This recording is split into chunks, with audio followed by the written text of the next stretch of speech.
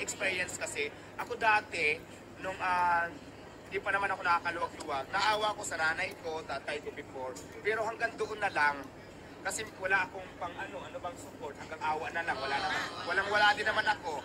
Pero kasi, di ba, yung mayroon ka ng milyon, tapos, hindi naman pwede na yung magulang mo pa yung hihingi ng tawad sa'yo.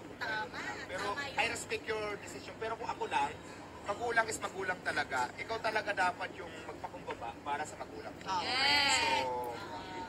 yun lang, di ba? Kasi magulang natin yan eh. Alam mo ba kung ano ang hirap niya nung nag-buntis ka pa lang? Diba? Alam mo ba na naging 50-50 yan bago ka isilang? Naisip mo ba yun? Alam mo ba kung gaano kahirap ang mag-alaga ng bata bilang isang nanay? So diba, siguro kung salitaan lang yun na mayroon kayong alitan, dapat yung ikaw na mismo na anak ang mag-adjust. Kasi nanay mo pa rin talaga yan. Ang laki na ng sakripisyo bago ka naging tao, yan sa'yo. So yun lang. Ano naman message mo sa mga anak ng pasaway? Ay, choice nyo na yan. Choice nyo na yan kung maging pasaway kasi ang mga magulang naman talaga, wala yan hiling kung hindi para sa ikabubuti ng kanilang mga anak.